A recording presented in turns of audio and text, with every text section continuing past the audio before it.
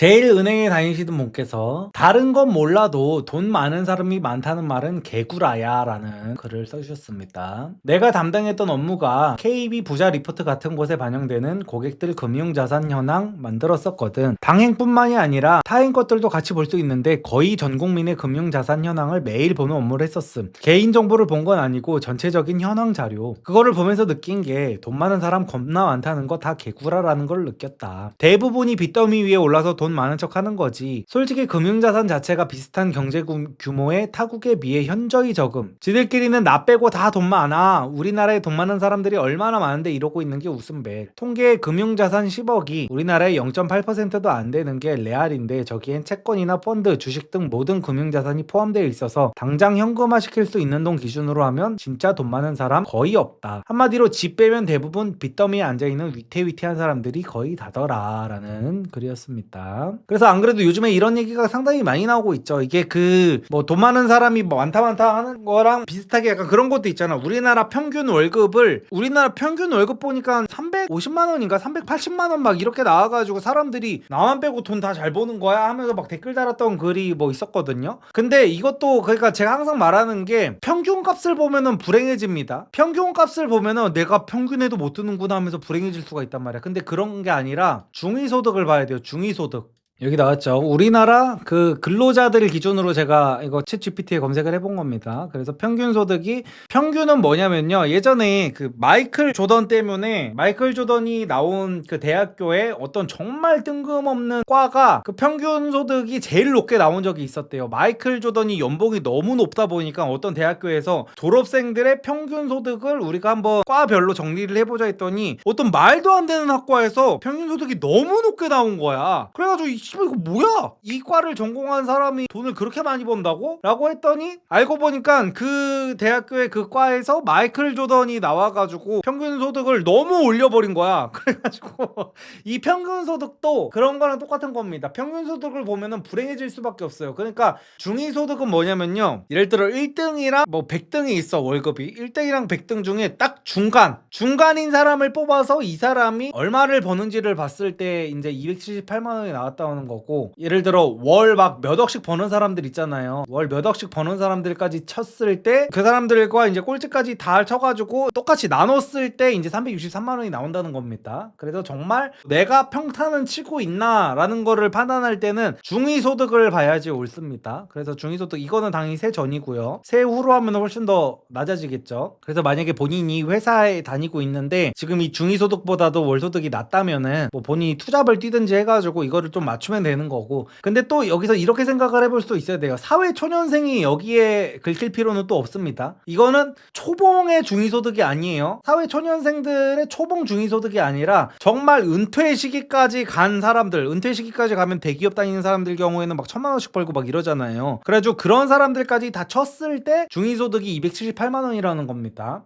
그래서 월급 같은 경우에도 이렇게 나만 빼고 사람들이 돈 다 잘 벌어 이런 것도 다 헛소리고요. 다른 사람들 돈 다 많아 이런 것도 이제 사람들이 이런 식으로 조금 깨우치고 있는 단계인 것 같아요. 사람들이 여태까지는 이제 뭐 인스타그램 같은 거 보면서, 인스타그램 보면은 죄다 벤츠는 이제 거의 소나타급이잖아요. 소나타처럼 벤츠를 타고 다니고, 나만 빼고 다 포르쉐 타고 다니고, 나만 빼고 맨날 오마카세 다니고, 나만 빼고 맨날 호캉스 다니고 막 이러다 보니까 그런 얘기들이 많이 나왔었는데, 이제 조금 제 생각에는, 이건 개인적인 생각인데, 그 유행이 점점점 지나가고 있는 것 같기는 해요. 그래가지고 이제 다시 어떤 출산율 같은 게 오르고 있다고 하잖아요. 그러니까 뭐든지 사이클이 계속 돌기는 돌아야 돼. 옛날만 해도 어떤 카푸어들, 남자들이 카푸어지 타고 이러면은 여자들이 많이 넘어왔었던 게 사실이거든요. 근데 이제 여자들이 그 카푸어들이 요즘에 너무 많다는 걸 알았다 보니까 이제 그런 게 예전처럼 막 먹히지도 않고 이래가지고 가성비가 떨어지는 거야. 그래서 카푸어도 요즘에는 많이 줄어들고 있는 것 같고, 여자들도 맨날 뭐 스시 오마카세 먹어가면서 뭐 그 인스타그램에 올리고 막 골프 붐도 막 이렇게 불고 막 이랬었잖아요. 근데 골프 같은 것도 너무 개나 소나 다치고, 골프 치면은 남자들이 싫어한다라는 것도 이제 많이 퍼지고 이러다 보니까 골프 유행 같은 것도 지나가고 막 이래가지고 스시 오마카세 집도 이제 막 망하는 데가 많다고 하더라고요. 옛날 같은 경우에는 비싼 오마카세 집 예약하려면 몇 개월 기다리고 했었어야 되는데, 요즘에는 다 예약하는 거 보면 다 널널하고 막 막 이러거든요. 그래가지고 요즘에는 이제 사람들이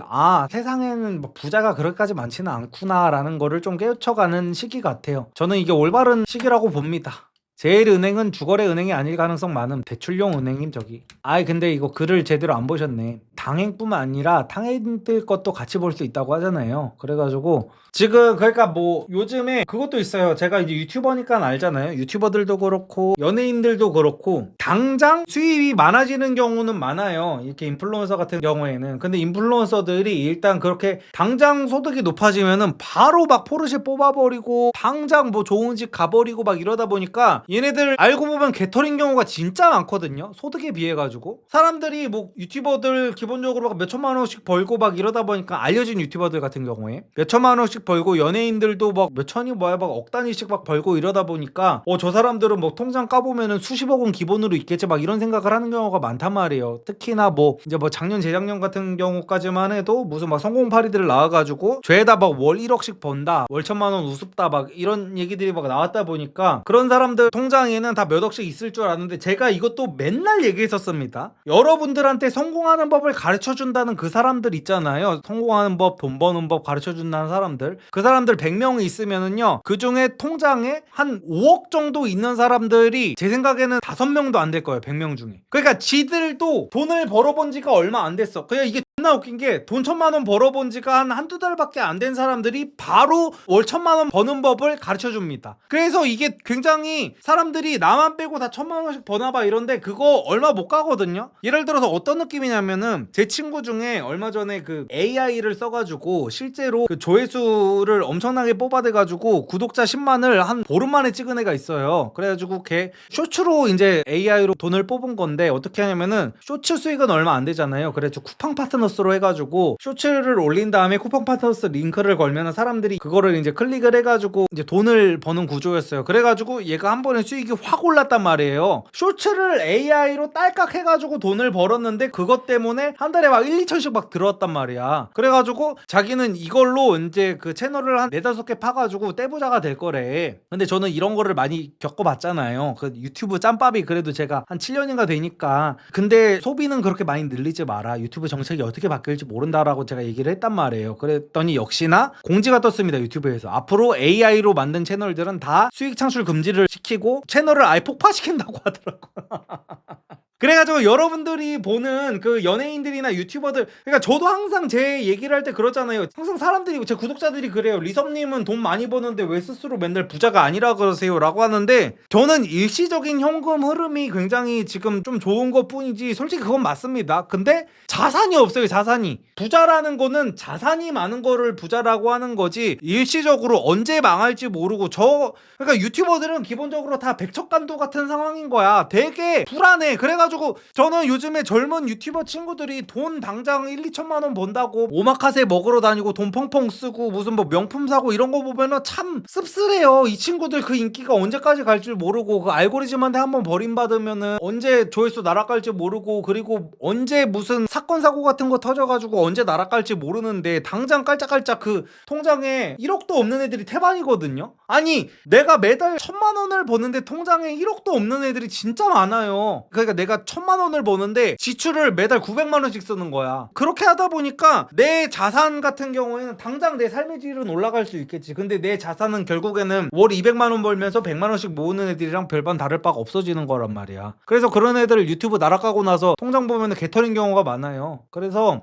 이게 막 나만 빼고 돈 잘 번다 뭐 그건 뭐 맞을 수도 있어요. 예를 들어 요즘에 이제 인플루언서들이 너무 우후죽순 많이 생기다 보니까 유튜버뿐만이 아니라 뭐 인스타그램 같은 걸 보면은 예전보다 돈을 비교적 쉽게 많이 버는 사람들이 많이 나타난 거는 맞는데 뭐 이렇게 직장인 기준으로 따졌을 때는 뭐 수입이 그렇게까지 많이 늘어난 것도 아니고 특히 막 그렇게 당장 융통할 수 있는 현금성 자산 같은 거는 많지 않은 사람들이 대부분입니다. 유튜버들 연예인들 다 거의 다 월세로 살고 꾸준한 수입이 중요하긴 하죠. 그리고 언제까지 벌 수 있을지 모르니 자산을 만들긴 해야 함 여러 가지 형태로. 그니까 그니까 유튜버 인플루언서일수록 더욱더 잘 벌 수 있을 때 열심히 영상 하나라도 더 올리면서 더 벌고 더 열심히 아끼고 해야 되거든요. 근데 예를 들어 저는 그거는 괜찮다고 봐요. 대기업 다니는 사람들이, 대기업은 그래도 정년이 보장이 돼 있잖아요. 그런 사람들이 어느 정도 자기 벌이에 맞춰가지고 지출하는 거는 괜찮다고 보는데, 유튜버는 진짜 내일 당장 날아갈 수도 있거든요. 근데 그런 애들이 막 돈 번다고 막 이렇게 쓰는 거 보면은 조금 저 같은 틀딱 유튜버 입장에서는 참 진짜 안타까운 거죠.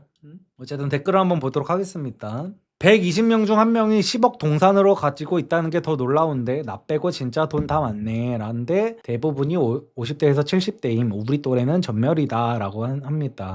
불나는 허영과 허구의 세상이야. 진짜 아는 사람들은 그걸 안 씀이라고 국세청 다니시는 분께서. 타이어 바람이 터지기 직전인데 이번 대출 규제로 천천히 바람 빠졌으면 해. 부채도 자산, 저금리 부채를 많이 가지고 있으면 인플레로 녹일 수 있음. 10년 전에 빌린 10억은 현재 10억보다 가치가 크지. 10억 빌려서 5억으로 갚는 느낌? 일본이 그렇다라고 하니까 일본하고 비교를 하네. 거긴 국민들이 금융자산 겁내 많이 갖고 있음. 한국하고 비교 자체가 불가능함. 글쓴이 말이 진짜 맞는 말. 우리나라 가구당 순자산 상위 1%가 30억 이상, 상위 10%가 10억 이상임. 블라인드는 허세, 허언, 리플리 증후군이 진짜 많아. 순자산이라는 것도 결국에는 그겁니다. 40대 얘기를 하는 게 아니에요. 글쓴이가 얘기를 해줬죠. 나중에 노년층까지 다 따졌을 때 상위 1%가 30억이고 상위 10%가 10억이라는 거예요. 강남 3구 아파트 가구수가 30만 정도 되고 우리나라 전체 가구수 2200만 대비 1.3% 정도라네. 그럼 강남 3구 사람들이 상위 1%라 치면 30억씩 순자산 갖고 있나 보다. 뭐가 허세지? 사는 집으로 평가하면 타당할 것 같은데 서울 전체는 전국 가구수 대비 15% 정도라는데 그럼 상위 10%가 10억 순자산이면 서울에 대략 중급지 이상 아파트 살고 있을 거고 뭐가 리플리 증후군이라는 거지? 무주택 외제차 인스타충들한테는 해당되는 얘기고,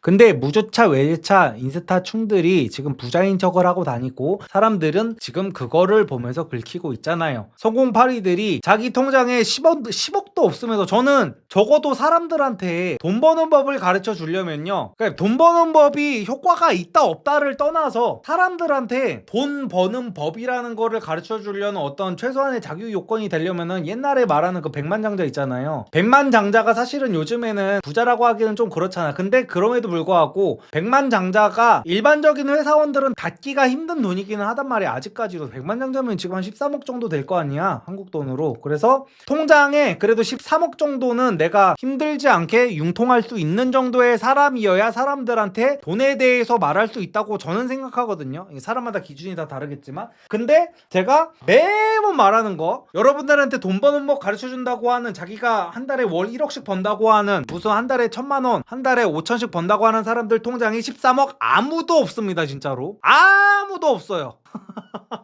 끼케야 내가 볼 때 100명 있으면은 13억이 통장에 있는 사람 한 3명 정도 될 것 같다 진짜로. 유튜브에 나오는 모든 부자가 이렇다는 거 아닙니다. 부자를 떠나서 돈 버는 법 강의하는 사람들 얘기입니다. 돈 버는 법 강의. 그래가지고 사람들이 무슨 뭐 돈 어쩌고저쩌고 막 이거에 딱히 긁힐 필요가 없어. 내가 안다니까. 내가 제 주변에 얼마나 유튜버가 많고 얼마나 연예인이 많고, 제가 심지어 돈 버는 법 강의 파는 사람들 무리해서 같이 지내본 사람이잖아요. 죄다 개털이야. 나는 무슨 뭐 돈 버는 법 강의판 것도 아니고 나 그냥 연애 강의파는 사람인데도 나보다 돈 없는 사람이 태반이에요. 돈 버는 법을 가르쳐준다는 인간들이.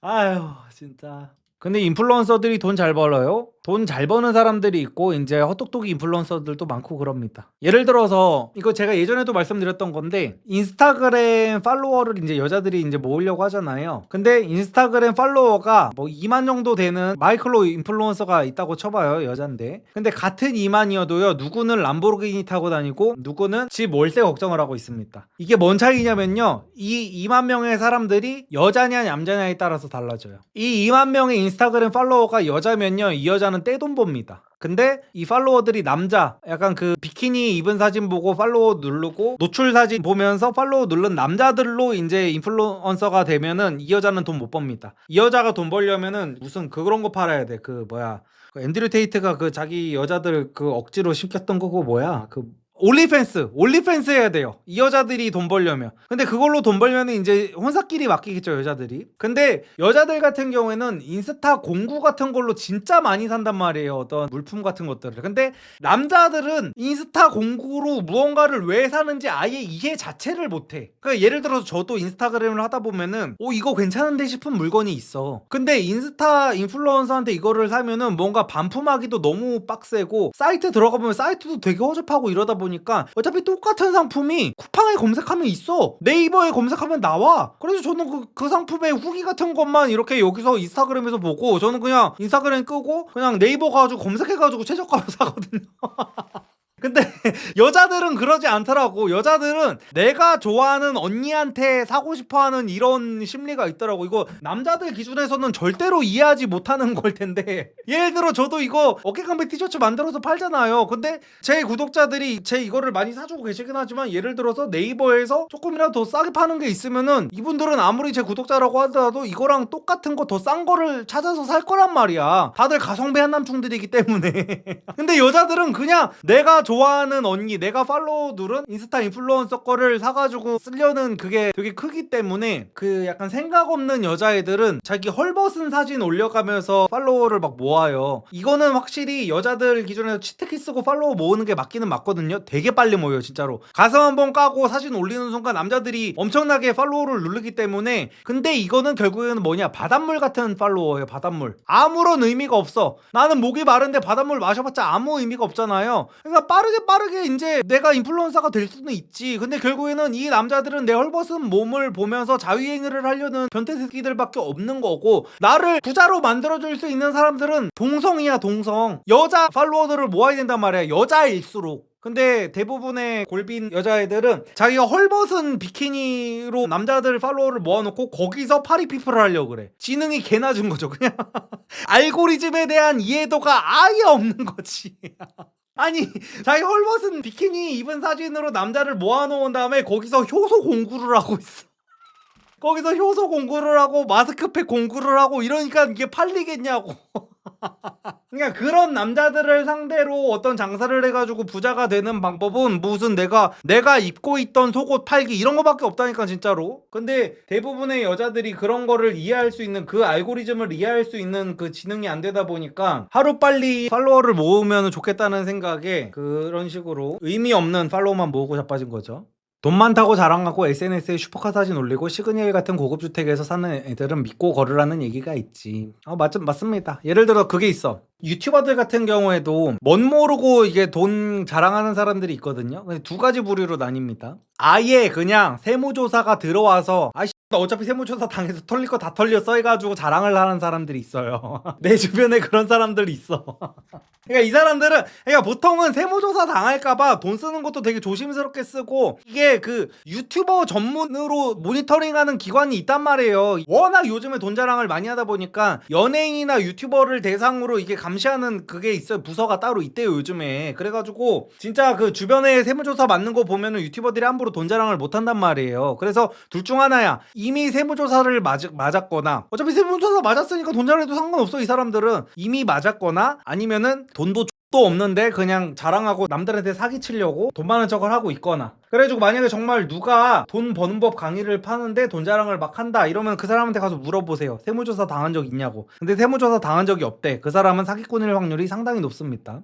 돈 있으면 부동산 투자하지 왜 은행에 돈 넣고 있겠니? 그러니까 금융자산만 보면 적게 보일 수 있지. 근데 이게 부동산에 돈 그러니까 넣어두면은요, 그러니까 그게 부자도 맞기는 맞는데, 그게 뭐냐면 결국엔 부동산에 그 돈을 넣어놓으면은요 삶의 질에서는 큰 차이가 없어. 예를 들어서 저랑 친한 뭐 엉규 형이 있잖아요. 그 주엉규 채널 아시는 분들 많죠. 이 형 같은 경우에도 100억 부자예요. 그 100억 있는 거 제가 다 확인했습니다. 근데 당연히 이 형도 현금으로 100억이 있지 않아요. 뭐 건물로 있고 뭐로 있고 뭐로 있고 막 이렇단 말이야. 근데 결국에 쓸 수 있는 돈은 나랑 비슷해. 아니, 어떨 때 보면 내가 더 많아 보이기도 해. 이게 뭐냐면은 어차피 돈이 다 묶여 있어.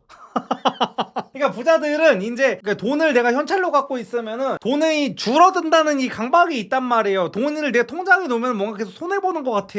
근데 이 말도 맞긴 맞아. 내가 물가상승률 대비해가지고 물가상승률보다 돈을 불리지 못하면은 내 자산은 줄어들고 있는 게 맞거든요. 그래가지고 대부분 어떤 건물에다가 이제 박아놓든지, 그리고 건물을 사면서 보통 현찰 박치기 100%를 안 산단 말이에요. 어떻게 뭐 대출을 받거나 뭐 이렇게 해놓다 보니까 거기에 대출 받은 돈을 어떤 거기 건물에서 나오는 월세로 이렇게 또이또이 해가지고 알아서 돌아가게 해놓은 다음에, 건물에서 월세가 아무리 나와도 이 월세는 어차피 그 대출금으로 다 나가다 보니까 이 건물은 그냥 오를 때까지만 기다리는 용도야. 그러니까 돈은 애초에 묶여 있는 거야 그냥 여기에. 내 자산이 많아질 거를 대비해가지고 그냥 묶어 놓는 거거든요. 그래서 융통할 수 있는 돈은 또 다른 영역이거든요. 그래가지고 이게 돈이 실제로 그 사람이 많다고 해가지고 돈을 또 펑펑 쓸 수 있고 또 이런 건 또 아니더라고. 그래서 돈이라는 게 참 애매합니다. 저만 봐도 저보다 돈을 훨씬 더 못 버는 유튜버 애들이 나보다 훨씬 좋은 차 타고 나보다 훨씬 더 돈 펑펑 써재 끼고 다니고 이런 거 흔하게 볼 수 있거든요 진짜로. 저는 제가 버는 돈에 비해서 다른 유튜버에 비하면은 진짜 돈 안 쓰는 편이거든요.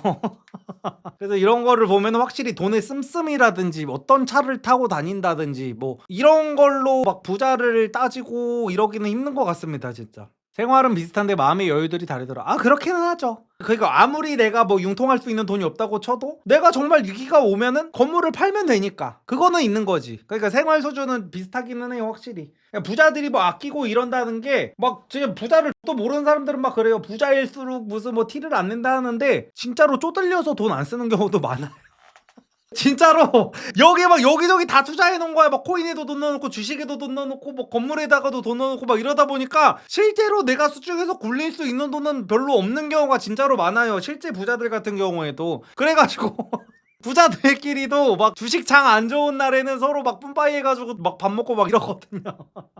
그래서 하나은행 다니시는 분께서도 VIP실 일하면 현금 몇 억 있는 사람 진짜 손에 꼽힘이라고 하고, 1주택 깔고 앉은 부동산 아무리 올라봐야 무슨 소용이라고. 진짜 그래? 응, 여기서 나 빼고 다 돈 많아. 우리나라의 현금 부자들 지천에 깔렸어. 이런 거 다 개구라라고 보면 됨. 통계를 보면 정확히 알 수 있는데 왜 이렇게들 안 믿는지. 그마저도 얼마 없는 현금 부자들도 대부분 50대에서 70대임이라고 아무리 진실을 말해줘도 사람들이 받아들이려고 하지 않아요. 생각보다 통계나 자료를 못 믿는 사람들이 많네. 여기서도 내 주변 노릇 타령이고. 나도 전에 잠깐 댕겼던 경험을 토대로 말해보자면 당행 타행 금융정보를 모니터링할 수 있다는 전제하에 저거보다 유의미한 데이터는 없음. 명동 사채시장에서 현금 장사 빼고 무조건 금융 데이터 안에 다 잡힘. 그러니까 말해줘도 아 몰랑 나 빼고 다 현금 부자야 라고 믿고 싶은가 본데, 종교의 영역이면 더 이상 할 말은 없다. 그냥 본인들이 스스로 그렇게 불행해지고 싶다고 하는데 그거를 뭐 굳이 얘기해줄 필요는 없다고 봅니다. 팩트를 가르쳐줬고, 제가 지금도 말했잖아요. 뭐 건물 부자 뭐 어쩌고저쩌고 해도 돈이 묶여있는 사람들이 진짜 많다니까요 진짜. 왜냐면은 이거를 내가 힘들게 번 돈이다 보니까 빠르게 좀 불리고 싶어가지고 당장 내가 쓸 수 있는 돈을 줄여가지고 최대한 뭐 영끌까지 해가지고, 제가 예전에 그 얘기도 했잖아요. 지금 트리마지에 살고 있는 제 친구가 있는데 거기를 지금 전세로 살고 있는데 이거를 매매를 하려고 신용대출로 20억을 한 땡겨가지고 이거를 20억 보태면은 얘가 집을 매매로 전환을 할 수가 있는 거야. 근데 얘가 만약에 신용대출로 20억을 땡기면은 매달 들어가는 이제 이자가 이제 1,000만 원이 넘는단 말이에요. 근데 그거를 지불하고 서라도 자기는 이제 집을 사고 싶대. 왜냐면 지금 이제 정권 바뀌고 해가지고 얘는 이제 부동산이 오를 거라는 거기에 베팅을 하는 거란 말이에요 얘는. 그래서 얘는 만약에 20억을 땡겨가지고 트리마제를 이제 전세에서 매매로 바꿔버리면 얘는 존나 쪼들리면서 살아야 되거든요 이제.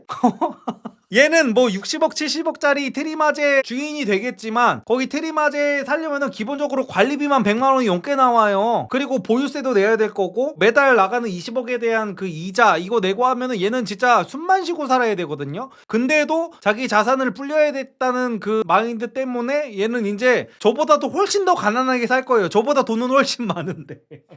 약간 그런 느낌? 그래가지고 뭐 돈을 많이 쓰고 적게 쓰고 누가 어디에 살고 누가 어떤 차를 타고 뭐 어떤 옷을 입고까지 이런 걸로는 진짜 그 부자를 가늠하기가 진짜 힘든 것 같아요. 리성님, 자녀 계획 전에 두렵지 않으셨어요? 와이프는 하루빨리 2세 갖고 싶어 하는데 저는 왜 이렇게 두려울까요? 저는 두렵다는 생각은 딱히 없었습니다. 왜냐면은 뭐 두렵다의 기준이 여러 가지가 있는데, 뭐 남성분이 두렵다는 거라면은 이제 내가 아이를 제대로 키울 수 있을까, 아이를 제대로 케어할 수 있을까, 약간 이런 걱정이 많은 거겠죠. 왜냐면 이제 남성분들은 아이가 태어나면 이제 금전적인 거에 대해서 그 압박이 있을 수밖에 없으니까. 근데 저는 딱히 뭐 제가 유튜버여서 그랬던 건 아니고, 저는 옛날에 돈 쥐뿔도 없을 때도 애는 무조건 낳겠다는 주의였거든요. 근데 저는 결국엔 아이가 행복해지는 거는 그 부모가 어린 시절에 얼마나 많이 사랑을 줬냐의 문제라고 생각하고, 뭐 딱히 막 그렇게 돈이 얼마나 많고 적고 이거는 크게 유의하지는 않다고 보거든요. 왜냐면은 그 돈 많은 집 자식들도 삐뚤어지게 잘못 자란 애들도 너무 많고 해가지고, 저는 뭐 딱히 뭐 낳기 전에 뭐 그렇게 두렵고 이런 건 없었습니다. 그리고 애의 행복은 그것도 진짜 큰 것 같아요. 예를 들어서 막 그런 거, 유전자의 배합. 예를 들어서 같은 형제의 같은 환경에, 완전히 같은 환경에서 자랐더라도 어떤 애는 너무나 긍정적인 애가 있고 어떤 애는 너무나 부정적인 애가 있어요. 저는 이런 경우를 진짜 많이 봤거든요. 저랑 저희 누나도 완전히 같은 환경에서 자랐는데 성격이 완전히 달라요. 그러니까 남매라고 볼 수가 없습니다. 아예 어떤 사물을 받아들이는 그 마인드도 다르고, 어떤 한 사건이 일어났을 때 그거를 바라보는 관점 같은 것도 너무 다르고. 근데 저뿐만이 아니라 저랑 친한 친구 중에 한 명도 그렇고, 그리고 저희 어머니 같은 경우에도 가난한 집에서 자랐는데, 저희 어머니는 그 어릴 적에 부모님 도와서 밭일하고 뭐 배고프게 살았던 시절을 생각해보면 그 시절이 너무 아름다웠다는 거예요. 막 밤 늦게까지 부모님 일 도와주고 어린 동생들 막 케어하고 이러다가 그 당시에 시골에서 하늘을 보면은 별이 쏟아질 것 같이 반짝반짝거리면서 너무 예뻤다는 거예요. 그래서 그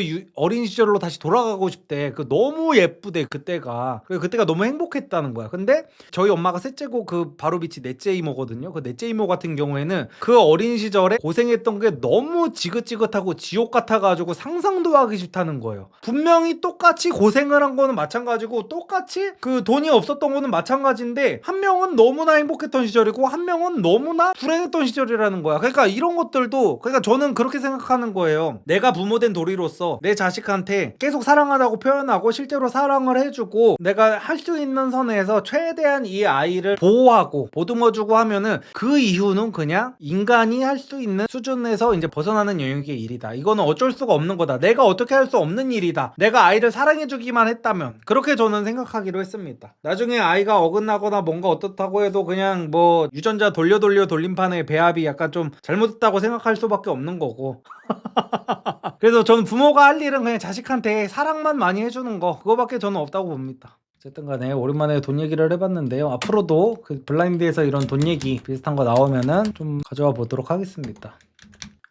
네, 또 블라인드에 현대자동차 다니시는 분께서 최악의 세대는 80후에서 90초 세대라는 글이 올라왔습니다. 80년대 후반에서 90년도 초반때 태어난 세대를 얘기하는 거겠죠. 제가 여기 딱 걸립니다. 저는 88년생이거든요. 그래서 내용을 들어보도록 할게요. 수능도 55만 명 최고의 경쟁률, 수능 등급제 갑자기 도입. 이때는 다양한 진로도 없어서 수능 못 보면 인생 패배자 낙인 찍고 수능 못 봤다고 자살하고 그랬음. 이 당시 학교 학원에서 대학만 잘 가면 인생 핀다고 가스라이팅 엄청 했는데 전문직 빼고는 그냥 직장인일 뿐임. 요즘 변호사 세무사도 포화시장. 인생 피려면 물려받은 사업 있거나 사업 대박 로또 2번 정도 돼야 함. 군대도 인원이 너무 많아 대기표 뽑고 갔음. 급여도 노예 수준. 1, 2등병 때 구타 폭행 당하고 상병장 때 마편 영창.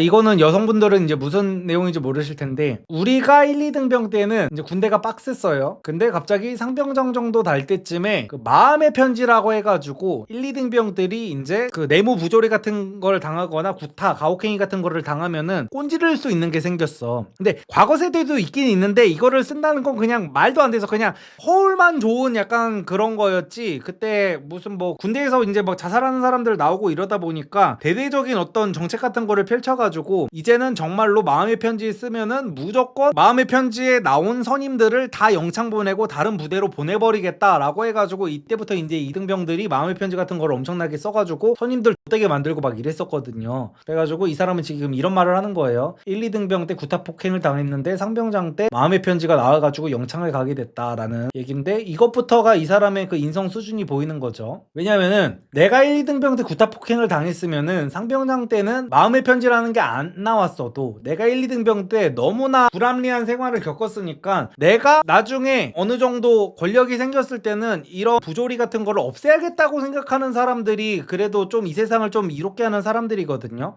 근데 이 새끼는 자기가 구타폭행을 1, 2등병 때 당했으니까 자기도 상병장 때 애들이 마음에 안 들면 구타폭행을 해야 된다는 주의의 사람인 거지. 그러니까 이런 사람들만 세상에 모여있으면 세상이 발전이 없습니다.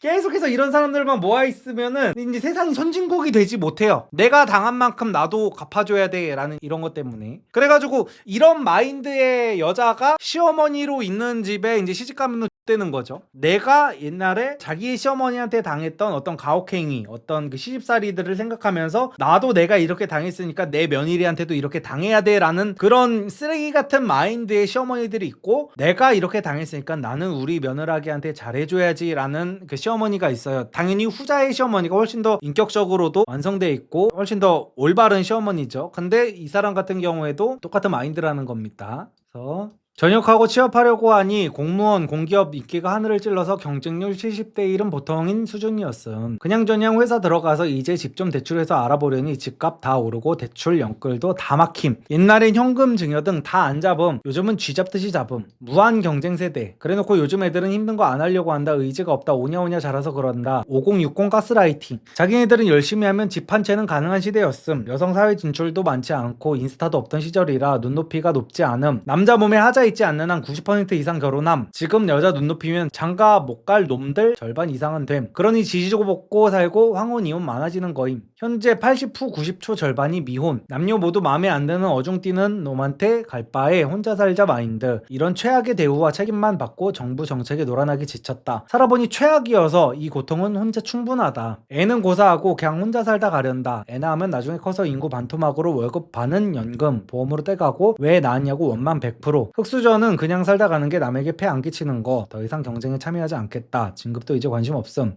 일단은 저는 이런 거를 볼 때마다 그렇게 생각해요. 내 주변에 이런 사람이 없어서 정말 다행이다. 저는 이런 얘기를 하는 분들한테 항상 드리고 싶은 말씀이 뭐냐면은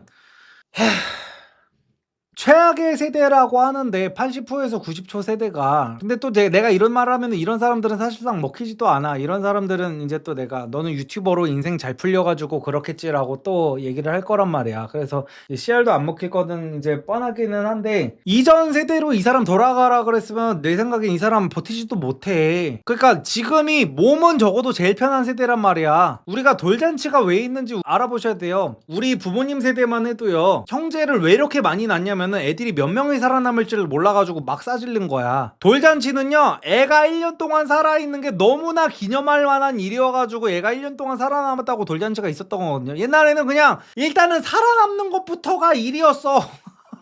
물론 이 사람 기준에서 지금 50대 60대 되는 사람들이 마음만 먹으면은 다 뭐 돈도 차곡차곡 모을 수 있었고 결혼도 다 했고 라고 하는데, 난 이런 주장하는 사람들한테 이렇게 얘기하고 싶다니까? 그럼 너네 엄마 아빠는 왜 집이 없냐? 아이 진짜 존나 웃겨. 이런 얘기하는 사람들 다 똑같아. 그냥 밥 먹고 일만 열심히 하면은 다 집이 있는 세대래, 지금 5060 세대가. 근데 너네 엄마 아빠는 왜 집도 없고 건물도 없고 뭐 아무것도 없는 거야 대체? 그러니까 모든 시절은 다 이후에 와가지고 패배자 같은 마인드로 보다 보면 다 개꿀반 세대가 되거든요. 예를 들어 우리 자식 세대들, 막 나중에 미래 세대들이 우리 세대를 지금 보잖아요. 뭐라고 할 건지가 뻔해. 똑같이 이런 애들이 태어나가지고 뭐라고 하겠냐. 대한민국 역사를 통틀어서 80호에서 90초 세대만큼 개꿀반 세대가 없다라고 할 거예요. 왜냐? 얘네들은 뭐라고 할 거냐면은, 그때는 코인만 사면 아무리 지잡 코인이어도 다 100배씩 올랐고, 그때는 누구나 스마트폰으로 유튜브만 찍으면은 다 한 달에 1000만 원씩 벌었고, 그때는 누구나 인스타그램만 해도 누구나 파리피플 하면은 한 달에 3000만 원씩 벌었던 세대다. 그런 개꿀 빠는 세대가 어디 있었냐. 그때는 AI로 동영상만 만들어서 올리기만 하면 자동으로 돈이 벌리던 세대였다. 이러면서 또 나게 이제 무슨 뭐 과거 미화를 존나게 할 거란 말이야. 옛날 시절이 살기 좋았다고 그러는데 대체 옛날 시절 중에 어떤 시대가 좋았는지 나는 이해가 안 돼. 옛날 예를 들어서 무슨 조선시대부터 우리가 쭉쭉쭉 내려와 보자고. 조선시대만 해도요, 일본 사람들이 우리나라 강점기를 했을 때 가장 먼저 우리나라에 와서 했던 게 조선이라는 땅에 그 지천으로 널려있는 똥을 치우는 거였어. 똥. 똥이랑 물 같은 걸 식수가 너무 부족해가지고 일단 정화 작업부터 했단 말이야. 옛날 사람들은 길거리가 다 똥이어가지고 일단 다 오염돼가지고 죽고 뭐 하면 죽고 뭐 하면 죽고 그래서 돌잔치가 있었던 거예요. 애들이 다 죽어나가가지고 살 수가 없었어. 애들이 너무나 더러워가지고. 그래가지고 여차저차 살아나면 요즘 사람들이 막 하는 말이 그거잖아. 미래가 안 보여가지고 돈을 모을 수가 없고 그래가지고 미래가 안 보여가지고 애를 낳을 수가 없다고 하죠. 옛날 사람들은요 일단 평균 수명 자체가 50살도 안 됐고요. 그리고 틈만 나면은 열심히 농사를 해가지고 농사 짓고 있으면은 나라에서 다 뺏어갔지. 또 이거 끝나면은 뭐 전쟁 일어났다고 이제 뭐 대충 낫이랑 곡괭이 같은 거 들고 전쟁 치르러 오라 그러지. 그래가지고 전쟁도 치르고 오고 어떻게 해서 농사도 해가지고 나라에 다 뜯기고 탐관오리 새끼들한테 다 뜯겼는데 결국에 애까지 나가지고 어떻게 좀 키워보려고 하니까 갑자기 그때는 산에서 호랑이가 내려와. 옛날에 호환마마라는 얘기가 있었잖아. 그게 왜 있었냐고 하면 산에서 호랑이가 내려오면요 한 마을이 쑥대밭이 된 거야. 그냥 호랑이도 그 당시에 먹을 게 없으니까 이제 사람들을 이제 해치면서 사람들 인육 같은 거 먹고 이랬단 말이야. 그러니까 호랑이가 내려오면은 그 당시에 이제 초가지 같은 거 지어놓고 살았다 보니까 사람들이 어떻게 뭐 막을 수가 없어. 막을 수 있는 아무것도 없어. 그래서 그거를 이제 지났어. 일제감독기가 지났어. 6.25 일어나가지고 사람들이 먹을 것도 없고 무슨 뭐 그 유명한 보릿고개 있죠. 사람들이 너무 배가 쫄쫄 굶어가지고 미군들 와가지고 미군들이 초콜릿 떨궈주면 이제 그거 막 쫓아다니면서 기분이 초콜릿도 하고 자빠졌고. 그 윤슬님이 또 정답을 말씀하시네. 폭삭 수가수다 정주행해야 된다고. 부모님 세대들이 얼마나 개 고생을 하고 살았는데 여기서 무슨 개꿀 빨고 뭐 폰으로 블라인드나 보고 있는 사람들이 지금 이런 얘기를 하고 있는 게 맞냐는 거야 지금. 이 사람은 세상 어떤 시대에 태어나서도 불행하다 나만 불행해 우리 세대가 제일 불행하다를 입에 달고 살 사람이에요. 그래서 나는 그냥 이런 거를 볼 때마다 이런 사람이 내 주변에 없어가지고 너무나 다행이다라는 생각을 해 진짜로. 그리고 사람들이 이렇게 아셔야 돼요. 리섬님은 운이 정말 좋다. 주변에 저런 사람들이 없다니 라고 할 수가 있단 말이야. 근데 저도 예전에 이런 사람들이 주변에 많았습니다. 저는 근데 이런 사람들 주변에 두면은 내 기운만 빠지고 내 그 마인드만 계속 썩어 문드러지기 때문에 이런 사람들은 그냥 아예 주변에 안 뒀어요. 이런 사람들 지금도 내가 만나려면 충분히 많이 만나지. 근데 이런 거 비슷한 얘기라도 하는 사람들이면 아예 그냥 저는 손절을 바로 때려버리기 때문에 여러분들도 이런 사람들이 만약에 주변에 있다면은 나까지 이 불행이 전염이 되거든요. 그래가지고 제가 이 전 에피소드에서 말씀드렸던 건데 똑같은 환경에서 자라도요 누구는 내가 제일 불행했다 그러고 누구는 그 당시가 너무 행복했다 그래. 우리 부모님처럼. 그리고 저만 해도 그렇고 제 친구만 해도 그렇고. 그래가지고 그냥 이런 사람들은 주변에 안 두는 게 답입니다. 이런 사람들이 자꾸 옆에서 자꾸 부정적인 얘기만 하고 뭐하고 하면요 내가 뭐를 하려고 해도 옆에서 자꾸 야 요즘 시대에 어차피 그거 해봤자 안 돼 막 이딴 소리나 하고 기운 빠지는 소리나 하기 때문에 이런 사람들은 진짜 무조건 손절해야 됩니다. 반드시 손절해야 되는 유형이에요 진짜로. 만말이라서 할 말이 없다. 지나가던 90년대생이 80초는 아닌데 80후는 인정하고 80후라고 하는데 80후인데 행복한 사람들 나게 많습니다. 그래가지고 최악의 세대는 8090 막기남 1580년대에서 1590년 1590년대 임진왜란 1620년대 이괄의 난 1627년 정묘호란 1636년 병자호란 진지하다가 뿜었네. 여기는 살아남은 게 신기한 세대. 이 나라에서 좋은 시대라는 게 있었나? 다들 힘들고 다들 개가 탔지. 1970년대생 현재 50대. 민주화 운동은 사실 그 윗세대가 한 거고 이쪽은 그냥 중고등학생 때 가만히 있다가 민주화되고 한국의 폭발적 경제 성장기에 1, 20대를 보내다 취업했는데 IMF 터져서 윗선들 쭉 옷 벗기고 자동 승진 가도 30대의 부장, 팀장, 임원, 직장에서도 부동산에서도 볼재미는 다 보고 민주당 80% 지지하며 진보 깨시민 자칭. 그러니까 너네 부모님은 대체 왜 그 개꿀반 세대 에서 왜 가난하냐는 거야. 왜 가난해? 그러니까 다 잘 살았다는 게 여기서 개소리라는 게 다 나온다니까요. 왜 대체 그렇게 다 꿀반 세대라는데 그 꿀을 왜 본인들 부모님은 왜 못 반 거예요 대체? 이게 사실상 패드립이에요. 다른 사람들 다 개꿀 빨 때 혼자서만 개꿀 못 반 개 병신들한테서 태어났다는 거랑 마찬가지인 거라고. 제가 왜 이 얘기를 하는 나는 꿀 못 빨았다고 해서 병신이 아니라는 말을 하기 위해서 얘기를 하는 겁니다. 본인들 부모님만 만들고 있는 거예요 이게. 그때도 분명히 제가 미래 세대 우리 세대를 보면 우리 세대가 꿀 빨았다고 할 미래 세대들이 하는 말이 똑같을 거란 말이야. 그때도 부동산을 사는 거는 다 모험이었고 그때도 어디가 투자하는 것 자체가 모험이었고 그랬단 말이야. 응? 아유 그 시대는 독재와 더 꼰대 시대에 시달렸잖아. 지금 꼰대보다 꼰대력이 더 높은 그 윗세대 갈굼 속에서 밤새 일하고 주말도 없었던 시대였고 술 마시고 또 출근하고 심지어 상사한테 맞기까지 했어. 지금 누가 꿀 빨고 이게 요점이 아니라 각 세대별로 애환과 고통은 모두 있었다는 거지. 그러니까 옛날에 주 6일 근무였다고요. 지금 주 6일 근무 다니라고 그러면 버틸 수 있는 사람이 얼마나 됩니까 진짜로. 주 6일 근무인데 퇴근 시간도 없었어. 9 to 6가 어디 있습니까 옛날에. 그냥 퇴근하라면 퇴근하고 일 더 하라면 더 하는 거지. 초과 근무 같은 것도 꿈도 못 꿨었고. 아휴 진짜 이렇게 내 세대에 없는 것만 찾다 보면 한도 끝도 없어. 8090도 학교 군대에서 처맞으면서 컸고 87년대 민주화되었는데 뭔 독재. 최루탄 맞아가면서 민주화한 건 그 윗세대고 70년대생 현 50대는 그냥 초 중고 때 민주화되었다니까 뭔 소리야. 80%써 공감. 군대 가려고 아침에 일어나서 광클한 거 생생하네. 최악의 세대 연도가 조금씩 올라가네. 최악인지는 모르겠지만 틀린 내용은 없네. 그래서 한탕용 투자가 많은가? 아무리 그래도 일제강점기 전쟁 세대지. 그니깐요. 진짜 우리 부모님이 지금 저기서 말하는 그 세대란 말이야. 우리 부모님 어릴 적 얘기 들으면은 어릴 적에 가난해가지고 다들 대학교도 아무도 못 가고 대학교 가는 것 자체가 금수저였어 그 당시에도. 일단 기본적으로 5남매 6남매 7남매 8남매였다 보니까 배부르게 먹은 적이 없어요 애들 자체가. 요즘 시대에는 애를 어떻게 굶겨 막 이러잖아. 옛날에는 그냥 야생이었어. 태어날 때부터 야생이었단 말이야. 클 때부터 외동 이런 게 어딨어. 다들 그냥 뭐 다 나눠 먹어야 돼. 콩 한 쪽도 나눠 먹어야 되는 세대다 보니까 아우 진짜 그 요즘 말하는 가난은 가난도 아닌 세대였단 말이야 진짜로. 근데 어떻게 그렇게 개꿀반 세대라 그래. 만말이다 진짜. 탈조선 해야지. 탈조선 해야지라고 하는 사람들 제가 이것도 예전에 말씀드렸죠. 탈조선 해봤자 다른 나라 가면 더 지옥입니다. 에휴 그냥 댓글 이 정도 보면 될 것 같고요. 그냥 뭐든지 좋게 생각하려면 좋게 생각할 수가 있는 게 뭐냐면요, 예전에는 애초에 이렇게 수능을 55만 명 볼 수 있을 정도까지 나라가 부국하지도 않았단 말이에요. 이거 자체가 본인들이 얼마나 풍요롭게 산 건지를 이해를 해야 돼요. 옛날에는 그냥 고등학교도 못 가고 옛날에 공순위 공돌이라는 게 있었잖아요. 얘네는 사실상 그냥 중학교만 졸업하고 와가지고 고등학교 때부터 그냥 뭐 공장 들어가가지고 일하고 막 이랬던 사람들이란 말이야. 그래서 이 수능을 55만 명이 볼 수 있었다는 것 자체도 얼마나 풍요롭게 살 수 있었는지를 얘기해 주는 거란 말이에요. 근데 이거를 무슨 경쟁이 빡셌다라고 해석을 하고 뭐 과거 시대에 비해서 우리가 지금 누리고 있는 것들이 얼마나 많은지를 생각해보면 이런 얘기를 함부로 못할 텐데, 이 사람 지금 당장 과거로 돌아가가지고 스마트폰 없이 에어컨 없이 살라고만 해도 스트레스 받아서 돌아버린다니까 진짜로. 요즘 사람들 스마트폰 없이 살 수 있는 건 상상이나 할 수 있습니까? 못해요. 어쨌든 간에 이런 사람들은 그냥 주변에서 그냥 쳐내는 게 답이라는 거.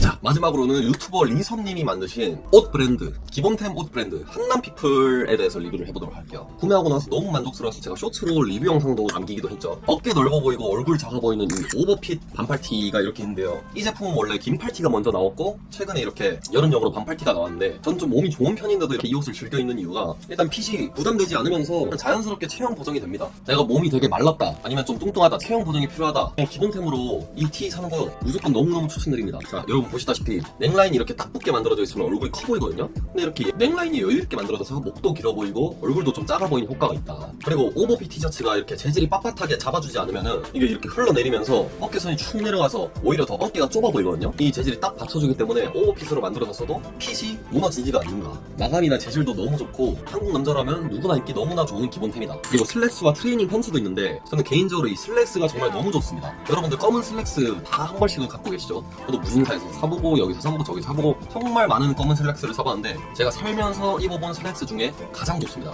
일단 다른 싸구려 슬랙스와 다르게 얇아서 이렇게 구겨진다거나 그런 게 전혀 없고요. 약간의 스판기도 있어서 다른 면 슬랙스와 다르게 굉장히 편합니다. 그리고 허리에 기본적으로 고무 밴딩이 살짝 장착돼 있어서 벨트가 없이도 입을 수 있는 게 장점이에요. 대부분 분들이 벨트 없이도 입을 수 있을 겁니다. 아마 이 한남피플의 검은색 이 슬랙스가 가격 대비 퀄리티가 가장 좋고 가장 잘 만들어진 그런 슬랙스가 아닌가 싶습니다. 트레이닝 팬츠 같은 경우에도 기본적으로 한남피플 이 브랜드 자체가 디자인은 최대한 단순하게, 하지만 핏은 체형 보완에 최적화되게 만들어진 그런 제품이어서 뭐 반팔티, 긴팔티, 슬랙스, 트레이닝 팬츠, 다리 길어 보이고 어깨 넓어 보이고 얼굴 작아 보인 거에 초점을 둔 그런 기본템 브랜드인데, 저는 개인적으로 이 브랜드의 기본 컨셉 자체에 굉장히 공감합니다. 여러분이 옷을 잘 입고 싶으면 역설적으로 옷을 잘 입으려고 하면 안 되거든요. 최대한 뭐 디자인 없이 그냥 무지가 제일 깔끔하고 검은색 아니면 흰색, 그리고 내 체형을 보완해줄 수 있는 이거에 올인을 사시는 게 가장 현명하고 좋은 패션 선택 방법이다. 그래서 오버핏 반팔티든 긴팔티든 검은색을 가장 먼저, 그 다음 흰색 이렇게 사시는 걸 추천드리고요. 여러분들이 옷을 사실 때 기본템 위주로 가장 먼저 갖춰주시는 게 좋은 게, 얘들은 웬만한 옷들에는 다 잘 어울리고 데일리로 입을 수도 있고 가장 뽕을 뽑기가 좋아서 그래요.